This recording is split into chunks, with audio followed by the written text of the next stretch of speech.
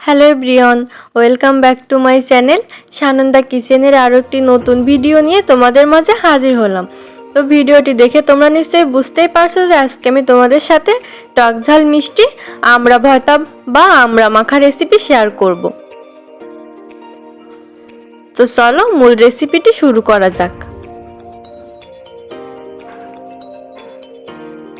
তো এই আমড়া ভর্তা বা আমড়া মাখা বানানোর জন্য আমি প্রথমে আমড়াগুলোকে ভালো করে ধুয়ে পরিষ্কার করে এরকম ছোট ছোট পাতলা পাতলা পিস করে কেটে নিয়েছি।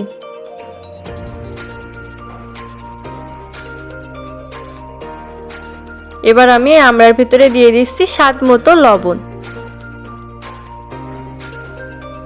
শুকনো লঙ্কার গুঁড়ো। শুকনো লঙ্কার গুঁড়োটা একটু বেশিই দিচ্ছি, কারণ ভর্তা কিন্তু ঝাল ঝাল হলে খেতে বেশি ভালো লাগে।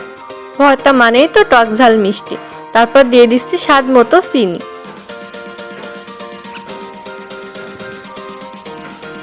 এরকম ছোট এক ফালি লেবুর রস পুরোটা চিপে দিয়ে দিচ্ছি, এতে করে সুন্দর একটি ফ্লেভার আসবে।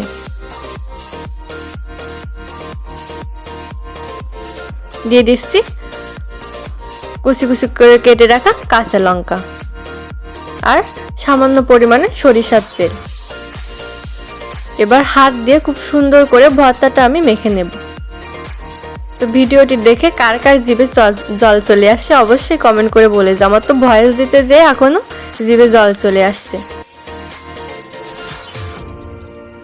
আসলে ফুচকা, তারপরে এই যে ঝাল ঝাল ভর্তা মাখা, এসব কিন্তু মেয়েদের ইমোশন।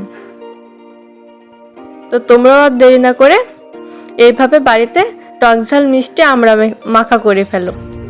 তো আজকের ভিডিওটা এখানেই শেষ করছি। ভিডিওটি ভালো লাগলে অবশ্যই ইউটিউব থেকে একটি সাবস্ক্রাইব এবং ফেসবুক পেজ থেকে একটি ফলো করে দিও।